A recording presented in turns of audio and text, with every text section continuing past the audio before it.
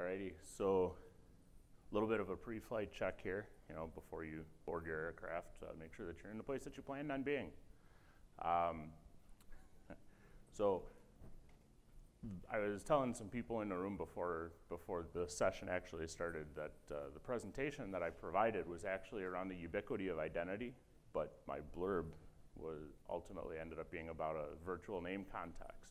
So for those of you expecting more discussion on a virtual name context, I regret to inform you that it's going to be a small component of the discussion, but it's not actually going to be the primary focus of the discussion. But I think that it's more important in context anyway.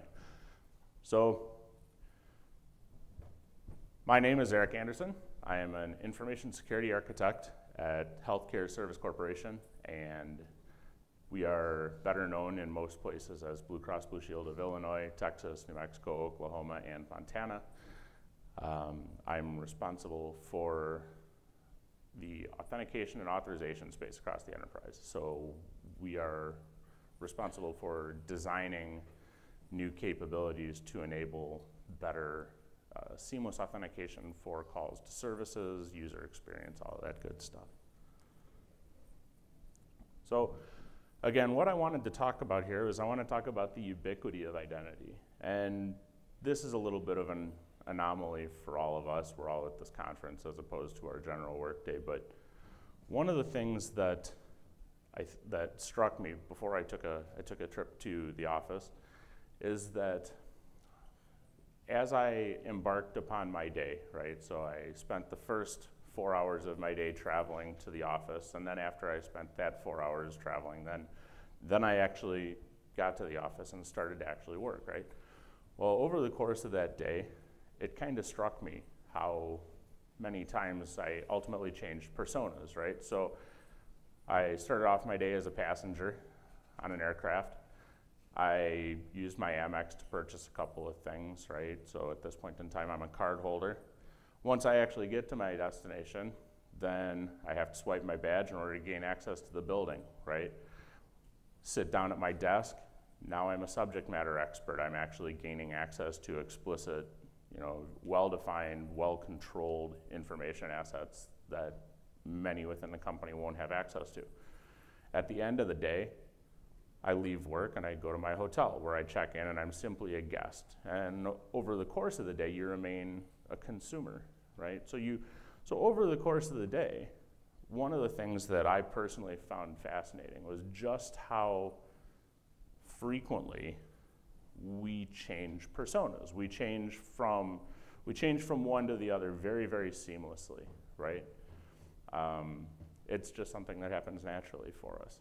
We change from employee, we change support, we change to a customer. In my case, for instance, I work for Blue Cross of Illinois. Much like Bill, I'm also, not only the haircut president, but I'm also a client, right? So I actually have to consume those insurance products as well. So though I manage the information security around that, in a sense, I log in and get my explanation of benefits just like everybody else does. So the interesting thing about that is that all of these IDs are disparate, right? And though I personally, the notion of belly button identity really we're just now starting to recognize that, I guess. We're just now starting to recognize that one person is going to fulfill multiple roles, even within the same organization. So we really kind of want to help to facilitate that transition of persona to persona.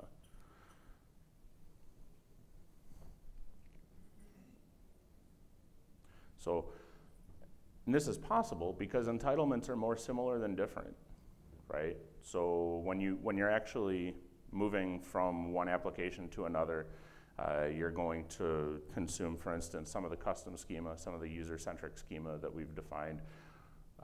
You might gain access to a file share where it's going to check a group membership as opposed to something else. But all of these flags, they're simply used as a flag to allow for an access control decision, right?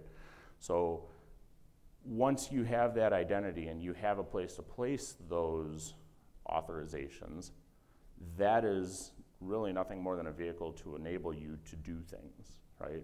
To allow for all of these access control decisions to be made downstream. So as we talk about the management of these IDs, right, how we want to be careful about where it is that we put those IDs, because sometimes you really don't necessarily want to have the exact same policies in place. So case in point, we have the notion of, I have an ID both in my internal and external directory service. And the reason why we had to do that was because we do have a couple of services that allow me as an employee to gain access from the public internet, right?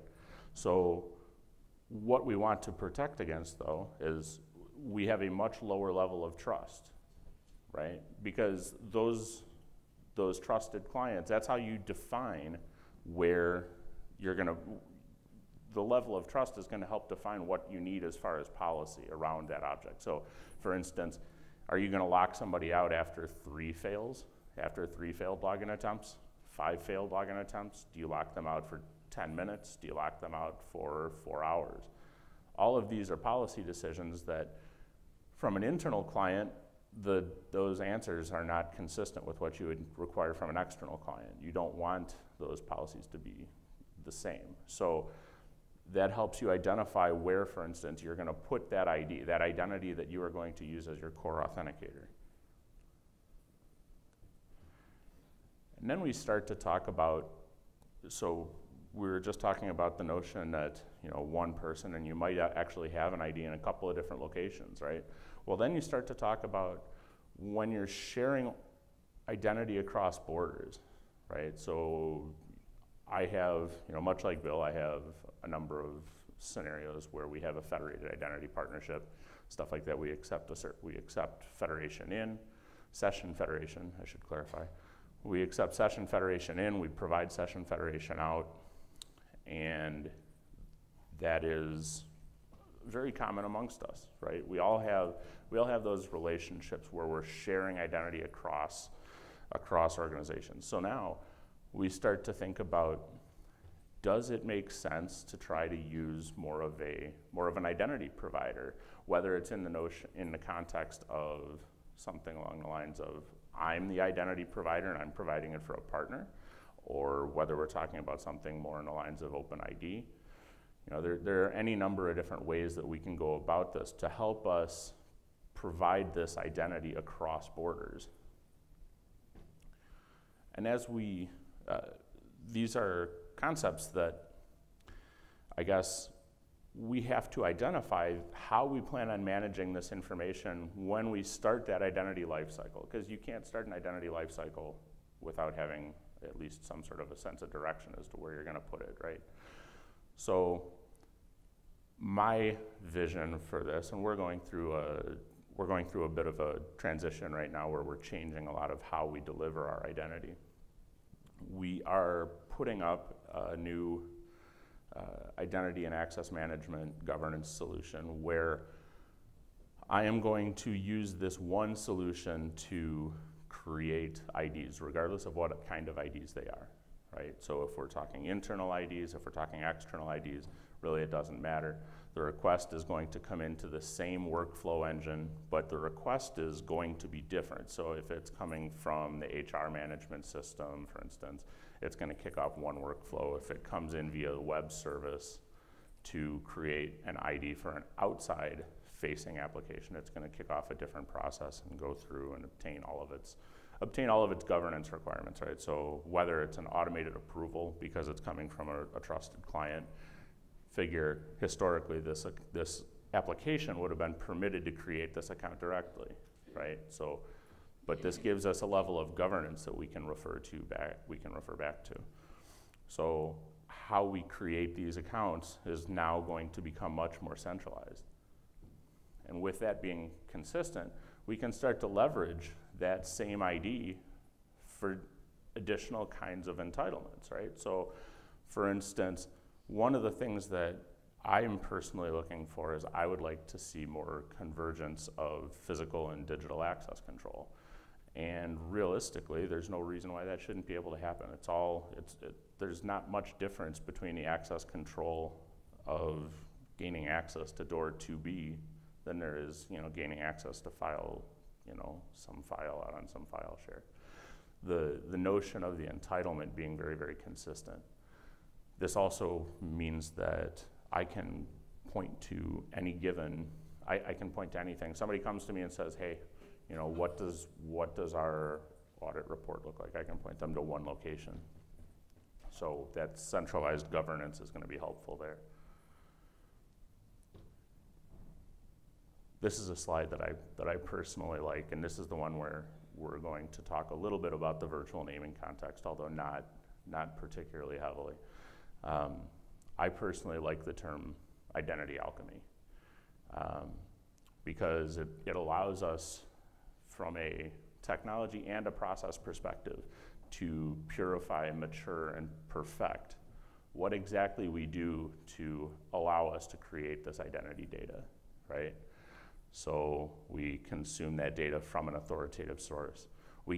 What I'm looking to do, and I'm looking to take out of that provisioning solution, right, out of that security data warehouse, which is the authoritative source for all of my governance data.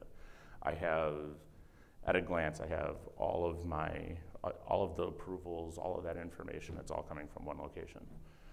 So I'm going to be able to consume that entitlement data from the authoritative source, as opposed to having all of these disparate solutions where we're taking it, we provision the entitlement out to directory A, directory B, directory C, and then replicate it so that it provisions downstream a little bit, right?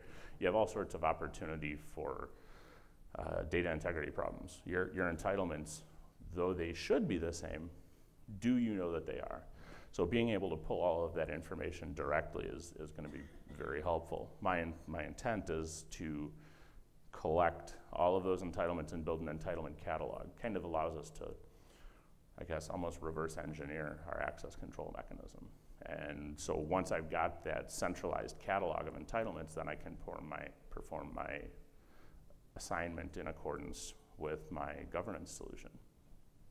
So what I will be able to do then is I'm going to be able to take a core object, wherever it is that I placed that authentication object, right? So I took a directory object, and whether I put it in an external facing directory service, or I put it in an internal facing directory service, or I leverage some sort of a cloud provider, an OpenID Connect or a Giga or something like that. Regardless, I can take all of that information and I can actually construct all of my entitlement data around that at an abstraction layer. So I can take all of this information and I can just package it around whatever that authentication object is for all of those authorization decisions to empower all of those authorization actions.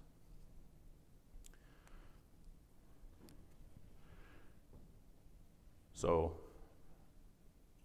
I put this slide in here mostly because you can't really talk about consumption of identity data without having talked about some form of authentication. In this particular audience, I really don't think that I have to say a whole hell of a lot about what authentication is. So, but there was a notable component on there that the important thing is the identity assurance of that authentication. So if you're talking about some sort of a centralized social media-based authentication, which has a lot of value depending on the context of the data that you're protecting, right? So if you're talking about a wellness program, for instance, maybe a Facebook ID would be sufficient because you're just talking about something that's going to allow, identification of that user, and you're not talking about access to PHI or PII or anything along those lines. And then if they try to gain access to something else, you can obviously do a step-up authentication where you already have a level of authentication, but your identity assurance is insufficient for the access that you've requested. So then you go through another step of authentication. So it also will empower the notion of identity without borders. And this is where we really are ultimately heading, in my opinion. So we start talking about again, the premise of this presentation was the ubiquity of identity, because it is everywhere.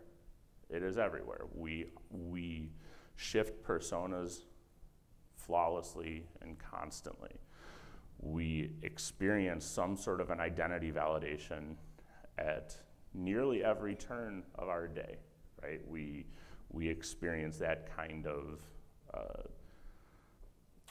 a basic interrogation, I guess, of whether we should have access to this, or whether you're talking about gaining access to your room, or you're talking about whether or not you should have access to some sort of an information asset, whether or not you should be allowed to use your credit card, right? There's all sorts of different notions of consumption of that identity, and so it's important to me that we start to look at the fact that we need to look at this identity without borders, because it's my objective to improve our user experience, because right now our infrastructure just really doesn't empower that. So we have lots of tools available to us, right? We have the notion of federation, and federation is a fun word because I think it gets misused all the time. It's a buzzword these days. People are always talking about federation, but they don't use it in context, and that drives me nutty. So it's typically pretty important to me to make sure that I'm sharing whether or not I'm talking about federation of directories, where I'm taking identity data across the borders of the directories themselves, or if I'm talking about the federation of a session, where I'm talking about sharing an authenticated session from one entity to another. You're still sharing information across borders, right? You're still sharing that and federating that information, but what that information is used for is materially different. Though the federated directories are a fantastic feeder for federated sessions, because they allow you a larger, more complete view of authorization data. You can take all of the information that you might need and make it available to your federation session, or to your federation solution. So we talk about how it is that we perform our real-time authentication and authorization consumption, right? But realistically, it's the governance that's the more difficult component. And for some of us, those of us that are in highly regulated industries, this is really where we have any teeth, right? Because within all of the regulatory compliance aspects to privacy regulations and stuff like that, there's a lot of fear, really. I mean, there's a lot of fear about whether or not we're doing the right thing, whether or not we could possibly be seen as negligent. So being able to achieve governance, privacy regulations such as SOX and stuff like that, and HIPAA, they require you to understand who has access to your data. That requires you to have governance. So the intersection of policy and technology, how do you understand who has access to what? Where do you define this? So is it still necessary, the notion of recertification? So that's something which actually it's interesting, because to systemically perform recertification, in my experience, is so much less painful. It's difficult because everybody has to do it, and it has to be done reliably and automatically. But have you ever tried to go up to a director that used to manage the technology themselves and say, "Hey, why do you still have root?" Their response typically isn't good. In my experience, I don't know about any of yours. So why is it that you still have root? Is this really necessary? And then you have reporting. So as we were talking about, the notion of somebody being able to come up to you and say, we've experienced a breach, or how do I know who has what? We have auditors in this week. Or, hey, out of curiosity, how many people have access to this particular application, right? There's all sorts of valuable information that is directly related to all of our identity data, right? it can tell us all sorts of stuff. It not only empowers all of these decisions about authentication and authorization and whether or not you belong here and provide you with contextual information for your app, but it also can provide a lot of business value because it tells you something about your audience. And if this actually comes up, how much effort does it take for you to get that information, right? When you start going to a centralized solution, that dramatically improves your access to this information, which gives you a higher level of confidence and a lower level of effort to be able to provide the requested data. Because if it's going to take you 6 months to be able to tell them who had access on, I don't even know what date today is, June something, 2016. How long is it going to take you to provide that information? You have a breach in June 2016. How long is it going to take you? Is it going to take you 4 months to figure out, to piece together all of this information? Because at that point in time, it's going to be worthless, and A, it's probably not accurate in the first place. Questions?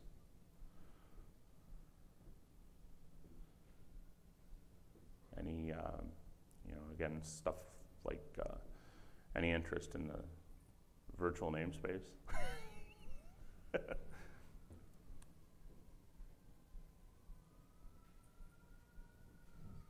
Sure. Bill, wait for the mic.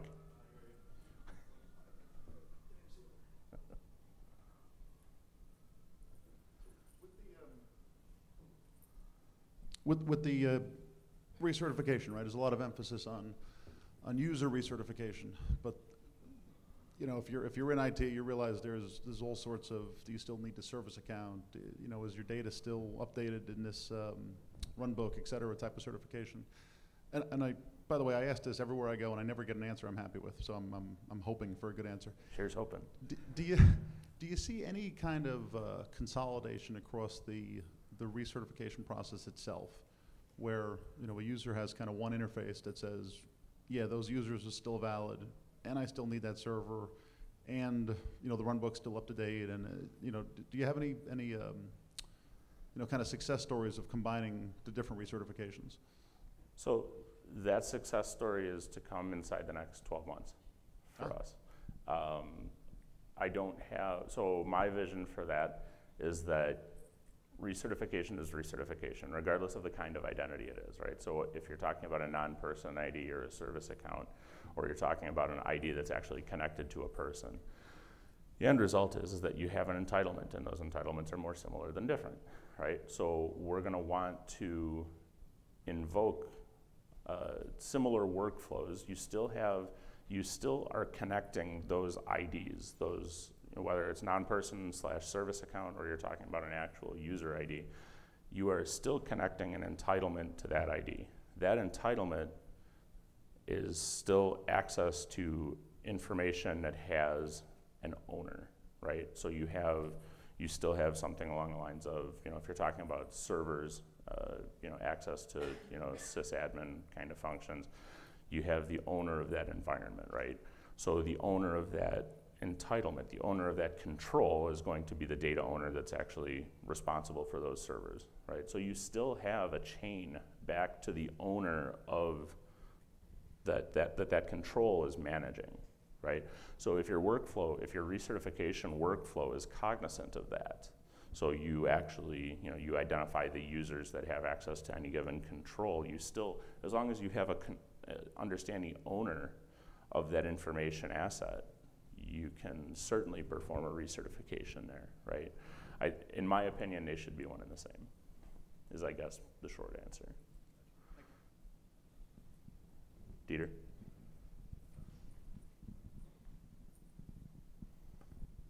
So when you talk about building a unified namespace to stakeholders or even people at the executive level, at the CIO level, a lot of times that's not very understandable for them.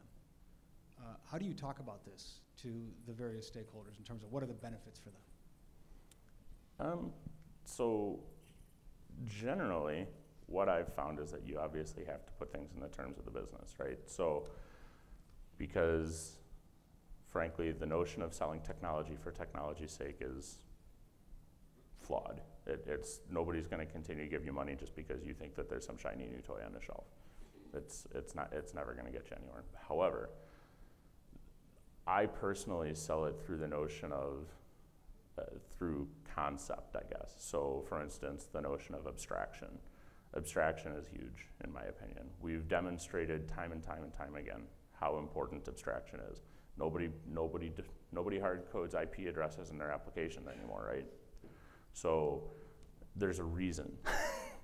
With the abstraction, that, and that's a term that frankly is very applicable in any number of conversations that I have with my leadership, and they start to hear it over and over and over and over again, to the point where they probably don't even need to ask me the question anymore, right? Because a lot of what I'm telling them is I'm gonna come back to that same level of abstraction. So another case in point, I guess, is that we're going through, and as I've said earlier, we have a lot of user-centric identity data. So we do a lot of user-centric authorization, we have a lot of custom schema, we have all of this good stuff.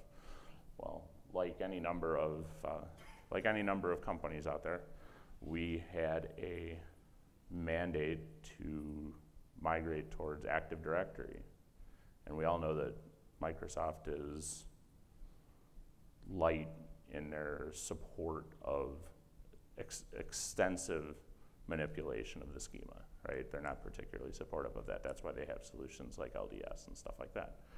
So what I was able to do is I was able to leverage this notion of abstraction and put together, at my abstraction layer, I can make this identity data look more or less like it looks today, right? And change out the back end so that I can empower those corporate goals without having to change hundreds of applications, which is going to take years at a minimum. You're talking 5 years, 6 years, 7 years. So it makes the objective, so to speak, it makes our goal of making this transition, I guess, in a reasonable time frame. It makes it exponentially more possible because we can make all of this stuff happen kind of behind the curtain. And with that, it tells me that I'm out of time. One more. Oh, okay. Can you just elaborate on that last point about how you're using this abstraction layer to kind of further the organization while still allowing them to migrate to Active Directory? Like, I think the devil's in the details on that story. Oh yes. It certainly is. So what I'm able to do, there's a couple of different ways that you can go about that, right? So what I can do in the first place is that I can collect all of this information and I can join, for instance, our current directory and our Active Directory together, right? So it allows me to perform a point of aggregation. Then I can take all that information and I can store it in a cache. I can manipulate what it is that it looks like, and I can point so for the current state, I can simply point where they're looking for this data to my virtualization, to my abstraction layer, right? And I can make sure that they're seeing exactly what it is that they were always seeing, right? I can just with something simple, I don't have to change schema. I can change a search base, and that's all I have to change, right? Those are simple changes even in the apps. So once we do that, now I have all of this information that I can store in caches or whatever. Because I'm already inside my abstraction layer, I can make all sorts of changes, right? So I can change what the storage mechanism is. I can make all of those changes, and they're completely invisible to the consuming apps. So once you've actually made the change to the app to point to the abstraction layer, the sky's the limit, right? Because as long as you continue to present them with what they're looking for, that's all they need. And you can also, the cool thing about that is that once you get them to the abstraction layer, it's easier for me to leverage the virtual namespace that I am not talking about today, because I can suppress everything that is not relevant for that particular application, right? So if I have an application for, call it the HR application, right? I can expose it. So with groups, if you have access to member of, you have access to all of the apps, right? You have access, and this is actually an argument for groups because you don't necessarily have the ability to read off of the user. However, in this case, I can actually suppress everything that is not directly related to, for instance, the HR app. I can suppress all of that so that though it exists in the backend store, it never shows up. It's not presented to be consumed by the app. So it allows me to further, for instance, our minimum necessary initiatives to make sure that people only get access to what they need. And it also makes things more efficient for your apps because now they're not receiving 50 attributes that have no relevance to them, right? So it helps combat stuff like token bloat.